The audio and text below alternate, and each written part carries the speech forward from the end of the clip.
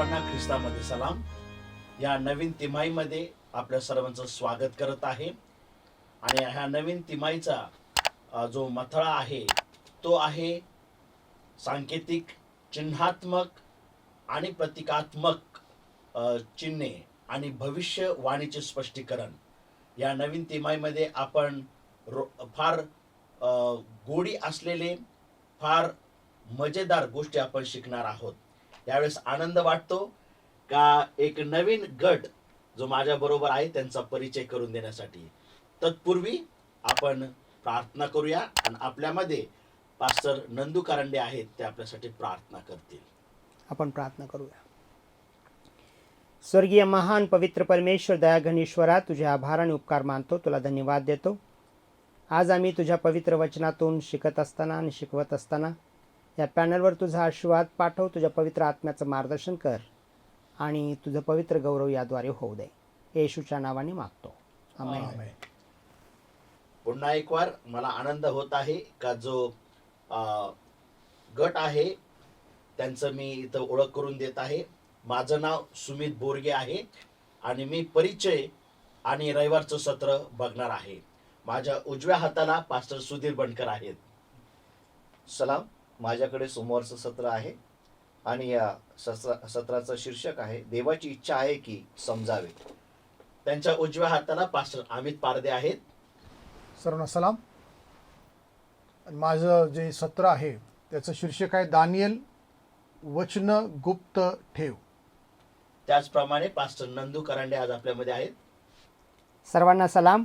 माझ्याकडे बुधवारचं सत्र आहे आणि त्याचा मथळा आहे वचनाचा अभ्यास करणे. आणि त्याचप्रमाणे पास्टर सतीश भोसले देखील आहेत. सर्वांना सलाम. माझ्याकडे गुरुवार आणि शुक्रवार 2 दिवसाचं सत्र आहे. गुरुवारचा मथळा आहे अलंकारिक किंवा अगदी तंतोतंत आणि शुक्रवारचा मथळा आहे अधिक विचार. फार आनंद होत आहे या नवीन गटाबरोबर अभ्यास करणं.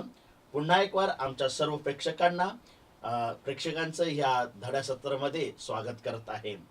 एका नवीन विषयासंग आपण ही तिमाही चालू करत आहोत. ह्या तिमाहीचा परिचय करून देण्याचा आनंद होत आहे की लेखकांचं जे नाव आहे शॉन बुनस्ट्राम यांनी एका गोष्टीचं निवेदन केलेलं आहे. 1991च्या दरम्यान एका प्रोटेस्टंट वक्त्याने आणि लेखकाने त्याचे विचार एका युद्धाबद्दल मांडलेले आहेत. आणि हे युद्ध चालू असताना याच्यामध्ये हेलिकॉप्टरचा समाविष्ट होता आणि आकाशातील त्या हेलिकॉप्टरला बघत असता त्याने सांगितलेलं आहे की प्रगटीकरण 9व्या अध्यायातली ही पूर्तता आहे. कारण का हे हेलिकॉप्टर एका टोळासारखे वाटत होते आणि म्हणून त्याने वचन सांगितलेलं आहे की ह्या टोळांना विंचूची ताकद देण्यात आलेली आहे. आणि प्रगटीकरण 9 आणि 2 आणि 3 मध्ये आपल्याला पाहायला मिळत आहे की एक सखोल खड्डा आहे आणि त्या खड्ड्यातून हा टोळ उडत आहे आणि तो धुराप्रमाणे आकाशात दिसत आहे. काय अशाच प्रकारे कुठल्याही भविष्यवाणीचं स्पष्टीकरण होऊ शकतं का? कदाचित आजच्या ह्या दशकांमध्ये आपण जर बघितलं तर लोक अशाच प्रकारचं स्पष्टीकरण किंवा अशाच प्रकारची तुलनात्मक करून कुठल्याही भविष्यवाणीचं स्पष्ट करण्याचा प्रयत्न करत आहे. परंतु हे शास्त्राला धरून नाही. आश्चर्यातली गोष्ट ही आहे की आपण सेव्हन्थ डे ॲडव्हेंटिस्ट ह्या नात्याने कुठल्याही भविष्यवाणीच्या स्पष्टीकरणासाठी आपण महान संघर्षाच्या दृष्टिकोनातून अभ्यास करतो. ख्रिस्त आणि सैतान यामधला चालू असलेला जो वाद आहे त्या दृष्टिकोनातून आपण भविष्यवाणी बघत आहोत. यामध्ये कित्येक तरी जणांनी तारखा निश्चित केलेल्या आहेत, कित्येक जणांनी कुठला वेगळा अर्थ काढलेला आहे. परंतु आपण भविष्यवाणीचा पुस्तकांचा अभ्यास करत असताना प्रामुख्याने दानियल 2 हा सर्व पवित्र शास्त्रातील भविष्यवाण्यांचा आराखडा आहे आणि त्या दानियल 2 अध्यायाच्या आराखड्यावर आपण इतर भविष्यवाण्यांचा अभ्यास करून समजून घेणार आहोत. आणि तसंच दानियल 7 आणि 8 ह्यामधील देखील आपल्याला पवित्र शास्त्रातील भविष्यवाण्यांची रूपरेषा काय आहे आणि स्वतः येशू ख्रिस्त देखील भविष्यवाण्या प्रगट करत आहोत. तर ह्या आठवड्यात आपण भविष्यवाणीतील काही तत्वे पाहणार आहोत. आणि आनंद होत आहे की आज आपल्यामध्ये प्रत्येक सत्राला वेगवेगळा प्रकाश टाकत असताना एकत्रित आपण भविष्यवाणीचे काही तत्व समजून घेणार आहोत. आजच्या सुवर्ण वचनासाठी इर्माया याचा 9वा अध्याय आणि वचन 24. अभिमान बाळगवायचा असला तर मी दया करणारा व पृथ्वीवर धर्म व न्याय चालविणारा परमेश्वर आहे, याची त्याला जाणीव आहे, ओळख आहे. याच्याविषयी अभिमान बाळगावा, यात मला संतोष आहे असे परमेश्वर म्हणत आहे. शास्त्रातील इतर बहुतेक ज्या गोष्टी आहेत ज्या लोकांना सहज समजत नाही, अशाच गोष्टीपैकी भविष्यवाणी लोकांना वाटतं समजण्या पलीकडे आहे आणि म्हणून ते सहमत होत नाहीत. बऱ्याच जणांना वाटतं भविष्यवाणीचे पुस्तक जसे की प्रगटीकरण, दानियल आणि हेचकेल हा वेळ ह्या पुस्तकांचा अभ्यास करण्याचा वेळ वाया घालवण्यासारखा वाटतो. पुष्कळदा काही उत्तेजित संदेश देणारे पाळक त्यांच्या कारणामुळे काही लोक अभ्यास करतात परंतु हाताला काही लागत नाही आणि ते त्या गोष्टीमध्ये गुंततच जातात आणि म्हणून ते टाळाटाळ करतात. परंतु हा अनुभव जरी इतर लोकांचा असला पण भविष्यवाणीचे पुस्तक खरोखर ज्या अर्थाने आजची पिढी समजती तशी नाही. आजपर्यंतचे ख्रिस्ती इतिहासामधले 18 शतके जी गेली त्या शतकातील लोकांनी भविष्यवाणीच्या पुस्तकाबरोबर सहमत झालेले आहेत. पण आजच्या युगातील लोकांना भविष्यवाण्यांचं आकलन होत नसल्यामुळं ते टाळाटाळ करत आहेत. येशू ख्रिस्त आणि पवित्र शास्त्र आम्हाला आमंत्रित करतं का आम्ही ह्या पिढीच्या लोकांनी पवित्र शास्त्रातील भविष्यवाणीचा अभ्यास करावा. आणि ह्या विचाराने आपण रविवारकडे जात आहोत. तत्पूर्वी 1 कोरिन्थीकरासाचा 1 अध्याय आणि 10व्या वचनामध्ये पाऊल आम्हाला सल्ला देत आहे की बंधुजन हो, आपण सर्वजण एका विचाराचे असावा. ह्या जगामध्ये भविष्यवाणीच्या विचारांना घेऊन वेगवेगळे विचार येत आहेत, परंतु आपण जर देव एक आहे, शास्त्र एक आहे, भविष्यवाणी जर एक आहे, तर आपण एका विचाराचं होणं गरजेचं आहे. या विचाराने आपण रविवारकडे जाऊया. रविवारचं सत्र सांगत आहे जो वाचन करतो त्याला समजावे. आणि आपल्याला अनुभव असेल जर आपण कुठल्याही ख्रिस्ती पुस्तकाच्या जर दुकानात जर गेलो तर आपल्याला आढळून येतं का बरेच शीर्षक जे भविष्यवाणीवर आधारित आहेत आणि त्यांच्या स्पष्टीकरणावर आधारित आहेत ते गोंधळात टाकणारे आहेत. एक लेखक एका भविष्यवाणीबद्दल असं सांगतो की श्वापद हा इतिहासामध्ये होऊन गेलेला आहे, तर दुसरा लेखक सांगतो की श्वापद भविष्यात येणार आहे, तर तिसरा लेखक सांगतो का श्वापद हा अलंकारिक आहे. तर अशी पुस्तकं आपल्याला पेचात टाकतात आणि निष्कर्ष काढला जातो का भविष्यवाणी कधी समजल्या जाऊ शकत नाही. परंतु बायबल स्वतः अशा प्रकारची कुठलीही गोष्ट सूचित करीत नाही.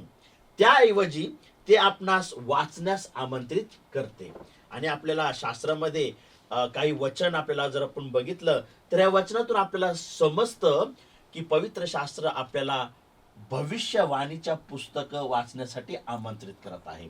प्रगटीकरण 1:3 मध्ये जर आपण बघितलं तर शास्त्र आम्हाला सांगतं, या संदेशाचे शब्द वाचून दाखविणारा, ते ऐकणारे व त्यात लिहिलेल्या गोष्टी पाळणारे हे धन्य, कारण समय जवळ आला आहे. आणि इतर गोष्टी आपल्याला पाहायला भेटतात. पुष्कळ विश्वविद्यालय असे विषय देऊ करतात जसे शास्त्र एक साहित्य आहे, एक साधारण पुस्तक आहे, असे बऱ्याच विश्वविद्यालयामध्ये पाहायला भेटतं. बरेच काही असं काही देखील आपण जगभरामध्ये पाहत असतो. परंतु विश्वासणाऱ्यांसाठी शास्त्र हे केवळ साहित्य नाही तर देवाचा शब्द आहे. आणि ते वाचत असताना त्याची जवळीकता साधत असताना बऱ्याच जणांना देवाचा शब्द ऐकू येत नाही, कारण का पुष्कळ लोक शास्त्र हा देवाचा अधिकृत वाणीचा शब्द आहे हा समज करून वाचत नाही, तर ते एक साहित्याचं पुस्तक आहे म्हणून वाचन करतात. म्हणून ह्यावेळेस आपण शास्त्राच्या जवळ जात असताना नम्र, लीनता आणि पवित्र आत्म्याच्या प्रार्थने करून शास्त्राचे उघडलं पाहिजे. म्हणजे देव आपल्या संग बोलत आहे. आणि तितकंच महत्वाचं, जर हे कठीण असतं तर देवाने त्याचे हे कठीण वचन आपल्याला दिले नसतात.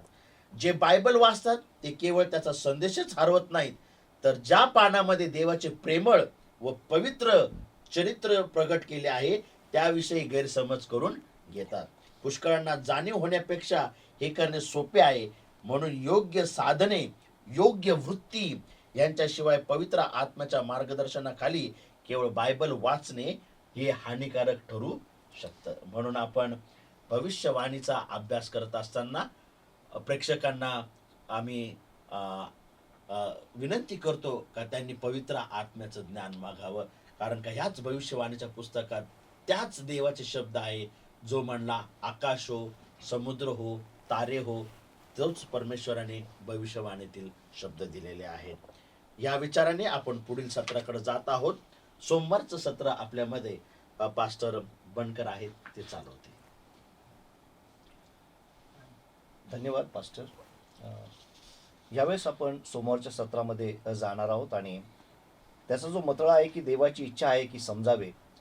परमेश्वर देवाची इच्छा आहे की आम्ही बऱ्याच गोष्टी समजाव्यात आणि म्हणून त्याने त्याचं पवित्र शास्त्र आम्हाला दिलं. आत्ताच आम्ही ऐकलं की देवाची इच्छा आहे की आम्ही भविष्यवाणी समजावी आणि इतकंच नाही पण त्याद्वारे आम्ही देवाला देखील समजून घ्यावं. आणि म्हणून लेखक या ठिकाणी नमूद करत आहे की तातडीने संवाद साधण्याची गरज यासारखे बेचैन करणारे दुसरे काहीच नाही.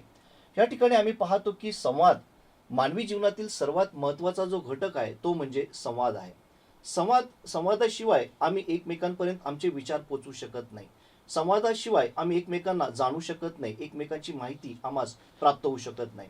आणि संवादासाठी जे आम्ही माध्यम वापरतो त्यातलं महत्त्वाचं माध्यम जे आहे ती म्हणजे भाषा. दुसरं माध्यम आम्ही पाहतो की आम्ही आमच्या हावभावाद्वारे, शरीराच्या हावभावाद्वारे आम्ही एकमेकाशी संवाद साधण्याचा प्रयत्न करतो, तसेच काही चित्रांच्या माध्यमातून. परंतु ह्या ठिकाणी एक सुंदर उदाहरण दिलंय की आम्हाला देवाशी संवाद साधणं गरजेचं आहे. परंतु कधी कधी देवाशी संवाद साधताना आम्हाला काही अडचण निर्माण होतात. त्यापैकी एक अडचण या ठिकाणी लेखक नमूद करताना एक सुंदर उदाहरण देत आहे. तो म्हणत आहे की तुम्ही अशी कल्पना करा की तुम्ही परदेशात आहात आणि तुम्हाला खूप औषधांची तातडीची गरज आहे आणि ती औषधं तुम्हाला मिळणं गरजेचं आहे. तुम्ही त्या औषधाच्या दुकानदाराला सांगण्याचा प्रयत्न करताय, परंतु तुम्हाला त्याची भाषा येत नाही. तुम्हाला जे काही सांगायचंय ते तुम्ही त्याला सांगू शकत नाही. आणि जो औषध आहे त्याच्याकडे पुष्कळ औषध आहेत, त्याच्याकडे पूर्ण काही गोष्टी आहेत, परंतु तो तुम्हाला देऊ शकत नाही कारण तुम्ही काय सांगताय ते त्याला समजत नाही. आणि म्हणून या ठिकाणी संवाद एकमेकांशी साधता येत नाही. त्याच प्रकारे कधी कधी देवाशी आम्ही जेव्हा संवाद साधण्याचा प्रयत्न करतो त्यावेळेस याकोब देखील म्हणतो की आम्ही मागतो परंतु आम्ही अयोग्य रीतीने मागतो आणि म्हणून आम्हाला कधी कधी प्राप्त होत नाही.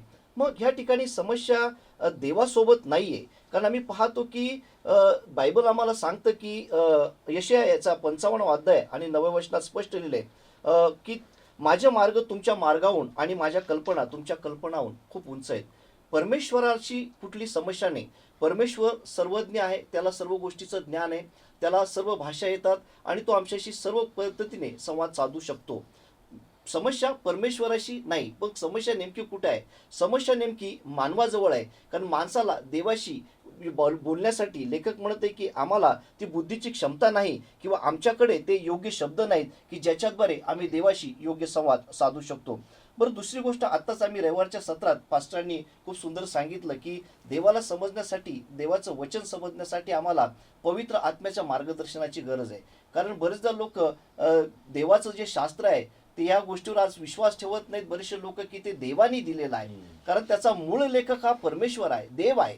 40 लेखकांनी जरी लिहिलेलं असलं तरी ते देवानी ईश्वर प्रेरित असल्यामुळे आम्ही ते जाणणं गरजेचं आहे. आणि म्हणून बरेचदा शिक्षक शिकवतात परंतु देव आमच्याशी बोलत नाही किंवा देवाशी आम्हाला संवाद करता येत नाही. ही दुसरी समस्या आहे. परंतु या ठिकाणी आम्ही काही वचनं वाचले तर आम्हाला लक्षात येतं स्तोत्र 139 आणि त्यातले 1 ते 6 वचनं, स्तोत्र 147 त्यातलं 5वं वचन, रोमकरास पत्र याचा 11वा अध्याय 33 वचन, पहिलं योहान याचा 3रा अध्याय आणि 20 वचन, हे सर्व वचनं जर आम्ही वाचले तर स्तोत्र 139 मध्ये स्तोत्रकर्ता दावीद राजा म्हणतो की हे जे ज्ञान आहे परमेश्वराचं ते माझ्या कल्पनेपलीकडचं आहे, हे अगम्य आहे, हे माझ्या आवाक्याबाहेरचं आहे.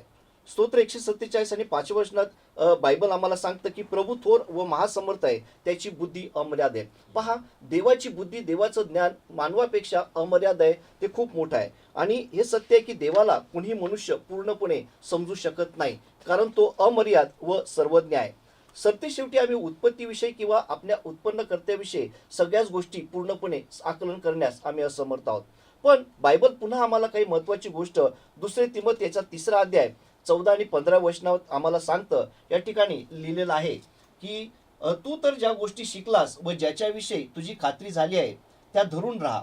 त्या कोणापासून शिकलास हे आणि बालपणापासून तुला पवित्र शास्त्राची माहिती आहे हे तुला ठाऊक आहे. ते ख्रिस्त येशूमधील विश्वासाच्या द्वारे तुला तारणासाठी ज्ञानी करावयास समर्थ आहे. जरी आम्ही देवाविषयी सर्वच गोष्टींचं ज्ञान किंवा आकलन आम्हाला झालं नाही, तरी जे ज्ञान आम्हाला पवित्र शास्त्राच्या द्वारे, आपल्या पास्टरांच्या द्वारे आम्हाला जे ज्ञान आम्हाला पवित्र शास्त्राच्या द्वारे मिळाले, देव येशू ख्रिस्तामधील विश्वासाच्या द्वारे आम्हाला तारणाचे ज्ञान समजण्यासाठी ते आम्हाला उपयोगात आणू शकतो. आणि म्हणून या ठिकाणी बायबलमध्ये आम्हाला सांगितले की ज्या भविष्यवाण्या बायबलमध्ये दिलेल्या आहेत, या सर्व भविष्यवाण्या आम्हाला एक तर ख्रिस्ताकडे आणि दुसऱ्या मार्गाने आम्हाला भविष्यातील तारणाच्या योजनेकडे घेऊन जातात. आणि म्हणून जी महत्वाची सरतेशेवटी लेखक एक महत्वाची गोष्ट आम्हाला या ठिकाणी सांगत आहे की ज्या परमेश्वराकडून सर्व गोष्टी उत्पन्न करण्यात आला, वचन कलसे पत्र याचा 1ला अध्याय 16 वचन, त्याचप्रमाणे योहान 1ला अध्याय 1 ते 3 वचनात आम्ही पाहतो की सर्व काही ख्रिस्ताद्वारे आणि त्याच्यासाठी त्याच्यामध्ये निर्माण करण्यात आलेला आहे. सर्व गोष्टी परमेश्वराच्या द्वारे निर्माण करण्यात आलेल्या आहेत. हा निर्माणकर्ता स्वतः पृथ्वीकडे आला आणि स्वतः एक अर्पण म्हणून क्रूसावरील मरण, वधस्तंभावरील मरण पत्करण्यासाठी तो या जगामध्ये आला. त्यांनी ते दुःखदायक मरण मानवजातीवरील प्रेमासाठी त्या ठिकाणी त्यांनी ते सहन केलेलं आहे. आणि आम्ही पाहतो की देवाची इच्छा आहे की येशू ख्रिस्ताच्या द्वारे जे परमेश्वर देवाने आमच्यासाठी खूप काही आशीर्वाद, देवाने आमच्यासाठी अभिवचने या युगासाठी आणि येणाऱ्या युगासाठी, त्याचप्रमाणे परमेश्वराने अनेक भविष्यवाण्याच्या द्वारे जे अनेक आशीर्वाद देवाने देऊ केलेत ते आम्ही समजून घ्यावेत, ही देवाची इच्छा आहे. आणि म्हणून आज आम्ही पाहतो की देवाची इच्छा हीच आहे की आम्ही देवाला देवाच्या वचनाच्या द्वारे, भविष्यवाणीच्या द्वारे आणि संवादाच्या द्वारे, प्रार्थनेच्या द्वारे देवाला आम्ही अधिकाधिक समजून घ्यावं, ही देवाची इच्छा आहे. या विचाराने या ठिकाणी मी माझं सोमवारचं जे सत्र आहे या ठिकाणी मी ते समाप्त करत आहे. फार धन्यवाद पास्टर बनकर. फार सुंदररीत्या तुम्ही सोमवारच्या सत्रावर प्रकाश टाकलेला आहे की फार महत्वाचं आहे देवासंग संवाद साधणं. आणि ह्याच विचाराने आपण पुढं मंगळवारच्या सत्राकडे जात आहोत आणि मंगळवारचं सत्र आपल्यामध्ये पास्टर अमित पारदे हे चालवतील. सर्वांना सलाम. आज माझ्याकडं मंगळवारचं सत्र आहे, त्याचं शीर्षक आहे दानियल वचने गुप्त ठेव. आताच पास्टरांनी सुंदर विश्लेषण आपल्याला केलेलं आहे की कशा रीतीनं पवित्र शास्त्रामध्ये चिन्हांचा उपयोग केला गेला. आणि विशेष करून दानियल आणि प्रकटीकरण हे 2 पुस्तकांमध्ये मला असं वाटतं सर्वात जास्त चिन्ह आणि प्रतीका आहेत. आणि सर्वात महत्त्वाचं जर आपण कुठलं पुस्तक जर पाहतो तर दानियलाचं पुस्तक आहे. आणि विशेष आपण जे ॲडव्हेंटिस्ट मंडळीचे जे आपण सभासद आहोत, आपण खूप चांगल्या रीतीनं दानियलाच्या पुस्तकाचा अभ्यास केलेला आहे. या ठिकाणी दानियल 12 आणि 4 मध्ये असं म्हटलेलं आहे की हे दानियला, तू अंत समयापर्यंत ही वचने गुप्त ठेव, हे पुस्तक मुद्रित करून ठेव, पुष्कळ लोक इकडून तिकडे फिरतील व ज्ञानवृद्धी होईल. बायबल आम्हाला पण सांगतं की हे जे पुस्तक आहे ते शेवटल्या काळासाठी आहे.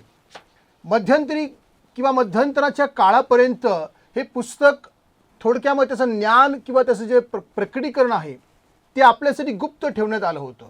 परंतु जसजसं शेवटल्या काळापर्यंत आम्ही पोहोचलो, अंत समयापर्यंत आम्ही पोहोचलो, त्या काळापर्यंत पुन्हा एकदा ह्या पवित्र शास्त्रातील भविष्यवाण्यांचा उलगडा परमेश्वर त्याच्या लोकांना केलेला आहे. विशेषतः आम्ही पाहतो की ॲडव्हेंटिस्ट जी मंडळीचे आमचे जे सभासद आहेत किंवा देवाचे सेवक आहेत यांच्या माध्यमातून आपल्याला या गोष्टी आज समजून येतात. बायबल आपल्याला सांगतं की दानियल 12 आणि 4चा जो या वचनाचा मूळ उद्देश आहे तो म्हणजे हे पुस्तक आपल्याला गुप्त ठेवायचं आहे, मुद्रित करून ठेवायचं आहे आणि त्यानंतर एक विशिष्ट वेळ आल्यानंतर त्याचा उलगडा परमेश्वर आपणास करणार आहे. दानियेलाला देवदूताची सूचना होती की वचने गुप्त ठेव आणि पुस्तक मुद्रित कर. या विषयाची चर्चा केली आहे ती म्हणजे दानियेलाचे पुस्तक. कदाचित तेव्हा ज्ञान ज्याची वृद्धी अंतःसमयात अचानक वाढली ते ज्ञान दानियेलाच्या पुस्तकाचेच होते. प्रियानो, ज्यावेळेस आपण दानियेलाच्या पुस्तकाचा अभ्यास करतो आपल्याला स्पष्ट समजतं की हे पुस्तक अंतःसमयासाठीच होतं आणि अंतःसमयामध्ये त्याचा उलगडा परमेश्वर आपल्याला करणार आहे. असं म्हटलं या ठिकाणी की दानियेलाचं पुस्तक हे प्रकटीकरणाच्या पुस्तकापेक्षा थोडे वेगळे होते. त्यामध्ये योहानाला सांगण्यात आले होते की या पुस्तकातील संदेश वचने शिक्का मारून बंद करू नको. 2 फरक आपण पाहतो दानियेलाच्या पुस्तकामध्ये आणि प्रकटीकरणामध्ये. एक पुस्तक आपल्याला सांगतं मुद्रित कर, ते काही काळासाठी झाकून ठेव. प्रकटीकरण आपल्याला सांगतं की वचनं गुप्त ठेवू नको, सर्वांसाठी उघड कर, कारण ते शेवटल्या समयासाठी आहेत आणि ती वचनं लवकर पूर्ण होणार आहेत. तर 2 फरक आपण ह्या 2 वचनामध्ये किंवा 2 पुस्तकामध्ये आम्ही पाहतो. म्हणजे पुढे भविष्यामध्ये एका ठराविक समयात दानियेलाचे पुस्तक अधिक स्पष्टपणे आपल्याला समजणार आहे. शेवटल्या काळी देवाचा आत्मा प्रबळरित्या कार्य करेल आणि याच्या माध्यमातून आमच्या बुद्धीनं दानियेलाचं किंवा प्रकटीकरणाचं पुस्तक आम्हाला समजणार नसून पवित्र आत्मा आम्हाला याचा उलगडा करेल आणि अंत समयामध्ये या 2 पुस्तकांचा अधिक उलगडा आपल्याला परमेश्वराच्या आत्म्याद्वारे होणार आहे. शेवटल्या काळामध्ये म्हणजे विशेषतः 1798च्या काळानंतर अनेकांनी असा अंदाज काढला की 1843 मध्ये काहीतरी भव्य दिव्य घडणार आहे, काहीतरी विशेष घटना घडणार आहे. आणि यापैकी सर्वात महत्त्वाची गोष्ट काय घडली, विल्यम मिलर यांच्या संदेशाद्वारे फार मोठी चळवळ उभी राहिली आणि त्यातून ॲडव्हेंटिस्ट चर्चचा त्या ठिकाणी काय झाला, उगम झाला आणि त्यांना 3 देवदूतांचा संदेश स्पष्टपणे समजला आणि तो संदेश जगभरामध्ये आपण गेलेला आपण पाहतो. आपल्या जगिक चळवळीचा जन्म, दुसऱ्या शब्दात दानियेलाच्या भविष्यवाणीची पूर्णता, ती ज्ञानवृद्धी होईल शेवटल्या काळी. आपण पाहतो की शेवटल्या काळी ज्ञानवृद्धी होईल, देवाच्या लोकांना या पुस्तकांचा अधिक अभ्यास होईल आणि परमेश्वराच्या वचनाद्वारे शेवटल्या काळाचं जे काही सुवार्थ प्रसार आहे तो अधिक प्रभावीपणे लोकांपर्यंत जाणार आहे. परंतु या ठिकाणी लेखक सांगतात की एका मूलभूत तत्वांकडे दुर्लक्ष करण्यात आलं आणि ते म्हणजे 7वा दिवस शबाताकडे. हे सर्व घडत असताना एका गोष्टीकडे विशेष लोकांचं लक्ष नव्हतं आणि ते म्हणजे 7वा दिवस हा शबात आहे आणि त्याकडं दुर्लक्ष करण्यात आलं. रविवारपेक्षा ह्या दिवसाला कमी महत्त्व देण्यात आलं आणि बहुसंख्य ख्रिस्ती लोकांनी यावर विश्वास ठेवला की रविवार हा एक शबाताचा दिवस आहे. परंतु या ठिकाणी लेखक सांगतात की आपण आभारी आणि नम्र असायला हवं, कारण आपणास सत्याचं ज्ञान मिळालं आहे. तर देवाचे आपण आभार मानू की आपल्याला सत्याचं ज्ञान प्राप्त झालं आहे, अधिक ज्ञान परमेश्वराने आपल्या लोकांना दिलं आहे आणि त्याबद्दल आपण देवाचे आभार मानू. आणि ह्या समयामध्ये दानियल आणि प्रकटीकरणाच्या पुस्तकाचा आपण अधिक अभ्यास करणार आहोत. आमेन. फार सुंदर पास्टर अमित पारदे, तुम्ही मंगळवारच्या सत्रावर सुंदरसा प्रकाश टाकलेला आहे आणि दानियेलाच्या पुस्तकातून बरेच तत्वे बाहेर पडलेले आपण बघत आहोत, जे की ख्रिस्ती जीवनासाठी आणि विश्वासासाठी महत्वाचे आहेत. याच सुंदर अशा विचाराने आपण बुधवारच्या सत्राकडे जाणार आहोत आणि आपल्यामध्ये बुधवारचं सत्र चालवण्यासाठी पास्टर नंदू करांडे आहेत. सर्वांना सलाम. धन्यवाद पार्क साहेब. आज अमित पारदे सरांनी जो विषय आपल्यापर्यंत आणलेला आहे तो अतिशय सुंदररित्या आपल्याला समजलेला आहे असा विश्वास ठेवून आज जो माझं सत्र आहे त्याविषयी मी तुम्हाला संबोधित करत आहे. वचनाचा अभ्यास करणे. वचनाचा अभ्यास करणे हे फार फार जरुरी आहे, महत्त्वाचं आहे. इतकंच केवळ नाही तर जसं आज आपण अभ्यासत आहोत की भविष्यवाणी आणि त्याचे चिन्ह आणि चमत्कार जे आहेत त्या गोष्टी समजण्यासाठी वचनाचा अभ्यास करणं फार फार महत्त्वाचं आहे. सेवन्थ डे ॲडव्हेंटिस्ट या सर्व सभासद वर्गाने विल्यम मिलरचं फार फार आभार मानलं पाहिजे असं लेखक समजत आहे, लेखक सांगत आहे. कारण आपल्याला या सर्व गोष्टीच्या भविष्यवाणीचा जो काही अध्ययन आहे किंवा अभ्यास आहे तो समजण्याचा जो उगम आहे, जी सुरुवात आहे, ती सुरुवात आपल्याला यांच्याद्वारे कळालेली आहे, समजत आहे. आणि म्हणूनच पवित्र शास्त्र आम्हाला वचनाद्वारे जे प्रकटीकरण करत आहे ते समजण्यासाठी वचनाचा अभ्यास करणं जरुरी आहे. मत्तेकृत शुभवर्तमान याचा 5वा अध्याय आणि 18वं वचन जर वाचलं तर त्या ठिकाणी आपल्याला असं सांगण्यात आलेलं आहे की सर्व पृथ्वी आणि पृथ्वीवरचं दिसतं ते सर्व अदृश्य झालं तरी हे वचन नाहीसं होणार नाही. सगळं पूर्ण होण्यासाठी या वचनाची आम्हाला गरज आहे असं म्हटलेलं आहे. आणि हे वचन आम्हाला का समजलं पाहिजे, का आपण अभ्यास केला पाहिजे, त्यासाठी 2 तिमोथेय याचा 3रा अध्याय 15 ते 17 वचनामध्ये आपल्याला मार्मिक बोध केलेला आहे. कारण संपूर्ण वचन जे आहे ते ईश्वर प्रेरित आहे, ते दोष दाखवून सुधारणा करण्यासाठी उपयोगाचं आहे आणि जो देवाचा दास आहे त्याला परिपूर्णता प्राप्त होते. मनुष्य हा परिपूर्ण झाला पाहिजे आणि तो जगिक गोष्टीने नव्हे, खोट्या तत्वाने नव्हे, तर सार्वकालिक जीवनाच्या तारणाच्या मार्गावर जे देवाची इच्छा मनुष्याबद्दल आहे, जे तारणाची योजना आहे त्याबद्दल तो परिपूर्ण झाला पाहिजे. आणि तो परिपूर्ण केव्हा होईल, जेव्हा वचनाचं अध्ययन करेल, जेव्हा तो वचन वाचेल, जेव्हा वचनाकडे त्याचं बारकाईने लक्ष असेल. किंबहुना असं बरंच झालेलं आहे की पुष्कळ जण शास्त्र घेऊन फिरतात, शास्त्र वाचतात, परंतु ते काही समजत नाही आणि मग जे काही खोट्या चुकीच्या संकल्पना कानावर पडतात त्यावर ते विश्वास ठेवतात, सहजरित्या विश्वास ठेवतात. त्यामुळे खऱ्या तत्वाचा गोंधळ होऊन मनुष्याला तारणापासून बाजूला जावं लागतं. परंतु शास्त्र आम्हाला या ठिकाणी सांगतं, एक उदाहरण देतो मी. त्या उदाहरणामध्ये आपल्याला असं कळून येईल की थोडं किंवा कमी शास्त्र वाचन समजलं एवढ्यावर ते पूर्ण होणार नाही, तर पूर्ण समजणं गरजेचं आहे. तर उदाहरण असं आहे की एक छायाचित्र आहे किंवा एक मोठा नकाशा आहे आणि त्या नकाशामध्ये अनेक चित्र असतात, अनेक गोष्टी असतात. ते जर समजायचं झाले तर त्याचे सगळे तुकडे असतात. त्यातले 1-2-3 तुकडे जर जुळवण्याचा प्रयत्न केला तर आपल्याला एखादं चित्र स्पष्ट होऊ शकतं, एखादी गोष्ट दिसू शकते. परंतु अनेक जर 100 तुकडे एकत्र केले आणि ते सगळे जोडण्याचा प्रयत्न केला तर त्यात फक्त एकच गोष्ट नव्हती तर अनेक गोष्टी आपल्याला दिसतात. उदाहरणार्थ असं म्हटलेलं आहे की 3-4 तुकड्यामध्ये एखाद्या घोड्याचं चित्र पूर्ण होऊ शकेल, 2-3 चित्रामध्ये एका कोंबडीचं चित्र पूर्ण होऊ शकेल. परंतु ही सर्व चित्र एकत्र केल्यानंतर, सर्व तुकडे जोडल्यानंतर एक मोठा साधारणपणे नैसर्गिक चित्राचा एक आराखडा आपल्याला समोर येतो. मग त्यामध्ये आपल्याला शेत दिसू शकतं, त्यामध्ये पशुपक्षी दिसू शकतात, त्यामध्ये त्या ठिकाणचे असणारे वातावरण दिसू शकतं आणि या सगळ्या गोष्टीमुळं एक नैसर्गिक ते चित्र आहे हे परिपूर्ण होतं. तशाच प्रकारे पवित्र शास्त्र, पवित्र बायबल आमच्यापर्यंत येत असताना 1-2 ओव्या समजल्या किंवा पाठांतर झाल्या म्हणजे सगळं समजलं असं नाही. तर दानिएलचं पुस्तक आणि प्रकटीकरणाचं पुस्तक समजण्यासाठी संपूर्णपणे हितंभूत अध्ययन कौशल्य अभ्यासाच्या जोरावर पवित्र आत्म्याचं मार्गदर्शन आम्हाला मिळणं गरजेचं आहे. जेव्हा आम्ही वाचू तेव्हा आम्हाला पवित्र आत्मा मार्गदर्शन करतो.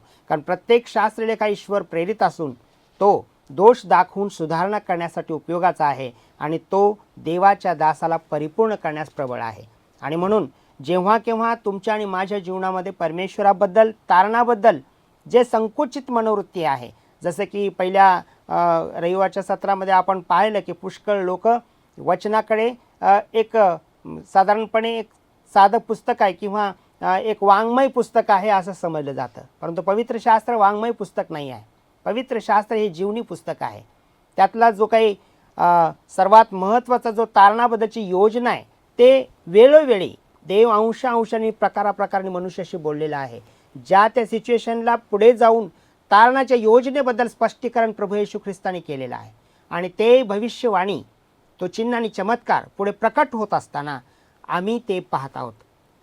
म्हणून विल्यम मिलर आणि विशेषतः जे भविष्यवादी लोक आहेत या सर्वांनी या सेवन्थ डे ॲडव्हेंटिस्ट वशिष्ठ मंडळीतला सत्य संदेश प्रकट केला आहे आणि त्याची सुरुवात करून दिली आहे. आम्ही देखील या वचनाच्या द्वारे अध्ययन करत आपण सत्य समोर येत असताना स्वीकारावं आणि वचन वाचावं, वचनाचा अभ्यास करावा, असं आज मला या वचनाद्वारे तुमच्यासमोर प्रकट करायचं आहे. फार सुंदर पास्टर करांडे, तुम्ही बुधवारच्या सत्रातून चालवलेला आहे. सुंदरसा प्रकाश आणि मार्गदर्शन आपण केलेलं आहे आणि निश्चितच येशू ख्रिस्ताचे बरेच चित्र एकत्रित केल्यावर आपल्याला ती स्पष्टता दिसणार आहे. या विचाराने आपण गुरुवारच्या सत्राकडे जाणार आहोत आणि गुरुवारच्या सत्राबरोबर आपण चर्चासत्रामध्ये देखील जाणार आहोत आणि ह्या सत्रामध्ये चालवण्यासाठी आपल्यामध्ये पास्टर सतीश भोसले आहे. धन्यवाद पास्टर बोरगे, ही संधी दिल्याबद्दल. सर्वप्रथम मी पास्टर कारंडे यांचे उपकार मानतो की त्यांनी खूप सुंदर बुधवारचं सत्र आपल्याला स्पष्ट केलेलं आहे आणि पवित्र शास्त्राचा अभ्यास करणं, पवित्र आत्म्याचं मार्गदर्शन घेणं आणि शास्त्र समजून घेणं यासाठी किती महत्त्वाचं आहे याच्यावर त्यांनी प्रकाश टाकलेला आहे. माझ्याकडं गुरुवारचं सत्र आहे आणि त्याचा मथळा आहे अलंकारिक किंवा अगदी तंतोतंत. अलंकारिक किंवा अगदी तंतोतंत. दानियल आणि प्रकटीकरण हे जर 2 पुस्तकं तुम्ही वाचले तर त्यामध्ये पुष्कळ भविष्यवाणी आपल्याला पाहायला मिळतात आणि भविष्यवाणी म्हटलं की ती गोष्ट भविष्यामध्ये घडणारी असते आणि दानियल आणि प्रकटीकरणाच्या पुस्तकामध्ये पुष्कळ अलंकारिक शब्दांचा प्रयोग केलेला आहे, पुष्कळ चिन्हांचा प्रयोग केलेला आहे आणि मग या चिन्हांचा अर्थ काय, या अलंकारिक शब्दांचा अर्थ काय हे समजण्यासाठी वाचकाला किंवा विद्यार्थ्याला कठीण जात असतं आणि मग हे कठीण जात असताना कधीकधी लोक ते त्याच्याकडे लक्ष देत नाही आणि या पुस्तकांचा अभ्यास करत नाही. पण आपण सांगितल्याप्रमाणे विल्यम मिलर यांचे आभार मानले पाहिजे की त्यांनी पुष्कळ प्रमाणात या दोन्ही पुस्तकांचा अभ्यास करून आपल्यापर्यंत पुष्कळ भविष्यवाणीचा उलगडा केलेला आहे आणि त्याचबरोबर सेवन्थ डे ॲडव्हेंटिस्ट चर्च यांनी देखील या 2 पुस्तकांवर भरपूर भर टाकलेली आहे आणि या तिमाहीमध्ये आपण या पुस्तकांचा अभ्यास करत असताना आपल्याला पुष्कळ भविष्यवाणीचा उलगडा होणार आहे, पुष्कळ नवीन गोष्टी शिकायला मिळणार आहेत आणि भविष्यामध्ये काय घडणार आहे याचा आपल्याला अभ्यास करता येणार आहे. पण यामध्ये एक समस्या आहे की आपण या पुस्तकांचा अभ्यास करत असताना अलंकारिक शब्द किंवा चिन्ह जो वापर केलेला आहे त्याचा अर्थ कसा लावावा.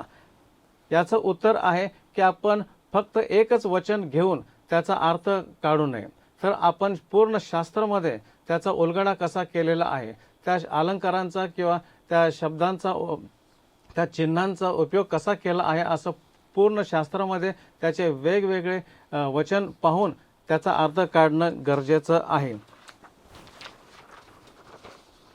उदाहरणार्थ एक चिन्ह असं आहे दानियल 7 मध्ये की रशियाकडे वापरले आहे अस्वलाचे चिन्ह आणि मग असं जर आपण त्याचं स्पष्टीकरण केलं, असं जर त्याचा अर्थ केला सरळ तर ते चुकीचं होऊ शकतं, कारण की चिन्हांच्या भविष्यवाणीसाठी स्पष्ट करण्याचा पूर्ण किंवा सुरक्षित मार्ग हा नाही. आता काही वचनांचा या ठिकाणी उल्लेख केलेला आहे. दानियल 7:7, दानियल 8:3, दानियल 7:24, प्रकटीकरण 1:16, एफेसकरास पत्र 6 अध्याय आणि 17 वचन, इब्रिकरास 4 अध्याय 12 वचन, प्रकटीकरण 12:1, प्रकटीकरण 21:2, एफेसकरास पत्र 5:31-32 आणि यर्म्या 6:2 या 7-8 अध्यायामध्ये वचनामध्ये वेगवेगळ्या चिन्हांचा उल्लेख केलेला आहे. उदाहरणार्थ दानियल 7:7 आणि 8:3 आणि 7:24 मध्ये शिंग या चिन्हाचा उपयोग केलेला आहे आणि ज्यावेळेस शास्त्रामध्ये शिंग या चिन्हाचा उपयोग केला जातो त्यावेळेस त्याचा सरळ अर्थ असा की राजकीय सत्ता. त्याच प्रकारे प्रकटीकरण 1:16 आणि एफेसकरास पत्र 6 अध्याय 17 वचनामध्ये तरवार या चिन्हाचा किंवा शब्दाचा उपयोग केलेला आहे आणि ज्यावेळेस तरवार या शब्दाचा उपयोग केलेला आहे ते प्रभूचे वचन याचं प्रतीक आहे. व प्रकटीकरण 12:1, 21:2, यर्म्या 6:2 मध्ये स्त्री या चिन्हाचा उपयोग केलेला आहे. स्त्री याचं प्रतीक आहे मंडळी. तर प्रियानो, आपण त्या जे अलंकारिक शब्द आहेत किंवा चिन्ह आहेत त्याचा अभ्यास करणं, वेगवेगळ्या पुस्तकातून त्याचा अभ्यास करून त्याचा अर्थ काढणं खूप महत्त्वाचं आहे. आणि बायबलला स्वतःचे शब्द स्पष्ट करण्यास परवानगी द्यावास हवी, कारण की बायबल हे स्वतः स्पष्ट करते. आपण आपलं ज्ञान, आपले आयडिया वापरून ते स्पष्ट करू नये, कारण की आपलं ज्ञान खूप सीमित आहे. आणि म्हणून बायबलमध्ये जे स्पष्टीकरण आहे, मार्गदर्शन आहे, त्याचा आपण वापर करत बायबलचा अर्थ समजून घेण्याचा प्रयत्न केला पाहिजे. आता एक समस्या आहे की एका प्रश्नाचं उत्तर आपल्याला द्यायचं आहे की परमेश्वराने सरळ बोलण्याऐवजी चिन्हाचा प्रयोग किंवा उपयोग का केला आहे. कारण की चिन्ह म्हटलं की त्याच्यामध्ये काही गुपित गोष्टी असतात. आता उदाहरणार्थ 1 पेत्र 5वा अध्याय आणि 13 वचनमध्ये पेत्र म्हणतो, तुमच्याबरोबरच देवाने निवडलेली बाबेल येथील मंडळी तुम्हाला सलाम सांगते. तसेच ख्रिस्तातील माझा पुत्र मार्क तुम्हाला सलाम सांगतो. तर पेत्राने बाबेल या शब्दाचा उपयोग या ठिकाणी केला आहे. जर पेत्राने किंवा प्रकटीकरणाच्या पुस्तकामध्ये रोम या देशाचं सरळ नाव जर घेतलं असतं तर ख्रिस्ती मंडळीचा जो छळ झालेला आहे त्या काळामध्ये तो आणखी वाईट त्यांनी छळ केला असता. कदाचित हे कारण असू शकतं.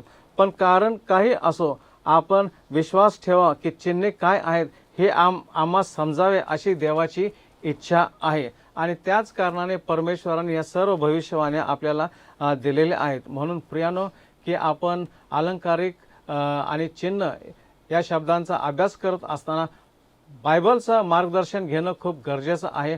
बायबल शास्त्र काय सांगत आहे याच्यावर अवलंबून राहणं खूप गरजेचं आहे.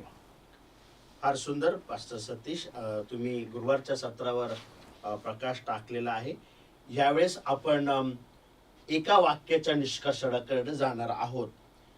तर शाबात परिचय आणि रविवारच्या सत्रावर जर एका वाक्यात निष्कर्ष काढायचा तर तो असा आहे, पवित्र शास्त्रातील प्रत्येक पुस्तक हे येशू ख्रिस्तावर केंद्रबिंदू करत आहेत. मग तो कुठलाही साधारण अध्याय असो किंवा मग भविष्यवाणीचा अध्याय असो, तर प्रत्येक भविष्यवाणीच्या पुस्तकात आपण येशू ख्रिस्तावर लक्ष केंद्रित करणं गरजेचं आहे. हा निष्कर्ष याच्यामधून शाबाताचा परिचय आणि रविवारच्या सत्रातून निघत आहे.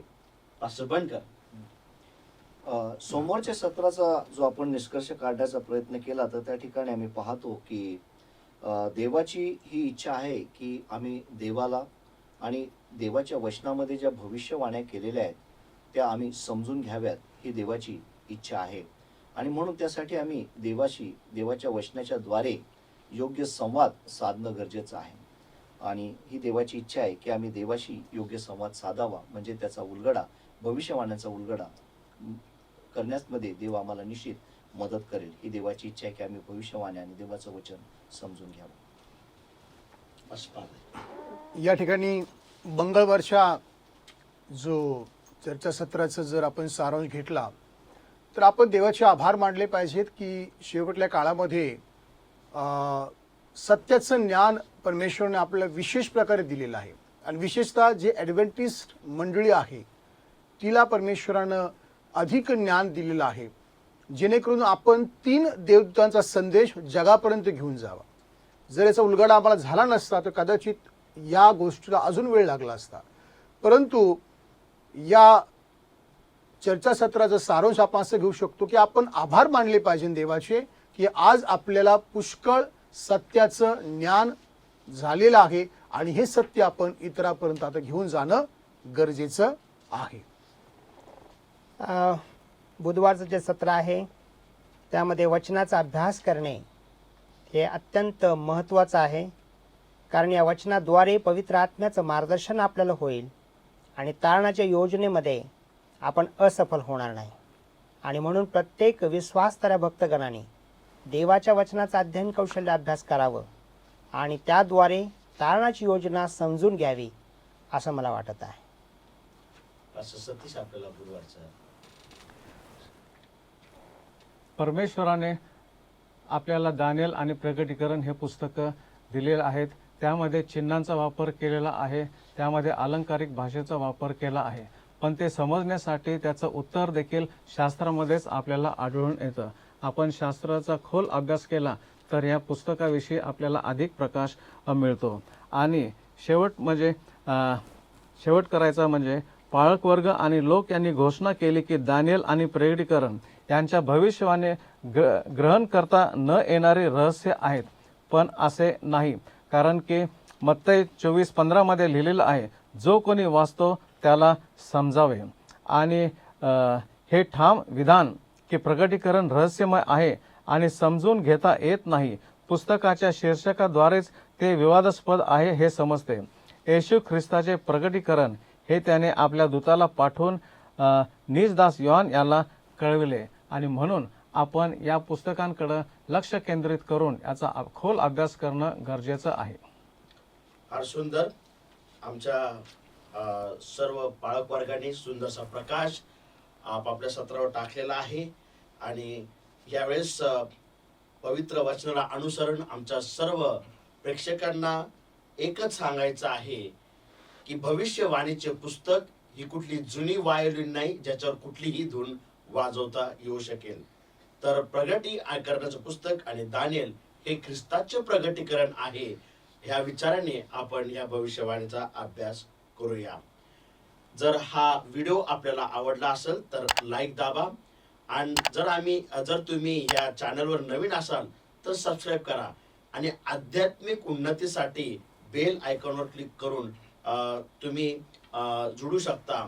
आम्हाला लिहिण्यासाठी, आपल्या प्रार्थना विनंती पाठवण्यासाठी digitalwiu@gmail.com वर तुम्ही तुमच्या प्रार्थना विनंत्या आम्हाला पाठवू शकता. या सत्राचा शेवट करण्यासाठी आपल्यामध्ये पास्टर सुधीर बनकर आहेत, ते आपल्यासाठी प्रार्थना करतील.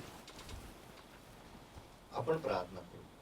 स्वर्गातील आमच्या जिवंत महान प्रेमळ पित्या प्रभू, आजच्या या शबा शाळेच्या चर्चा सत्रामध्ये प्रभू अद्भुत रीतीने तुमच्या सेवकांच्या द्वारे प्रभू तुम्ही सुंदर रीतीने भविष्यवाणी या संदर्भात प्रभू जे काही चर्चा सत्र झालं ते चालवलं, त्याबद्दल धन्यवाद. जे काही आध्यात्मिक मांडणी ज्ञान आम्हाला त्याद्वारे प्राप्त झालं, तुम्ही पवित्र आत्म्याच्या द्वारे ते समजण्यासाठी आमची सहायता केली, याबद्दल आम्ही तुमचे उपकार मानतो. प्रभू, जे काही ज्ञान मिळालेले आहे त्याचा उपयोग आमच्या आध्यात्मिक जीवनाच्या वाढीकरता, जे श्रोते त्या सर्व श्रोत्यांच्या आध्यात्मिक जीवनाच्या वाढीकरता ते लाभदायक ठरावं, अशी आम्ही प्रार्थना तुमच्याकडे करतो. या सर्व विनंती आमचा उद्धारक तारणारा येशू ख्रिस्त याच्या नावात केल्या म्हणून तुम्ही ऐका. आमेन. भेटूया पुढच्या आठवड्यात एका नवीन धड्याबरोबर. तोपर्यंत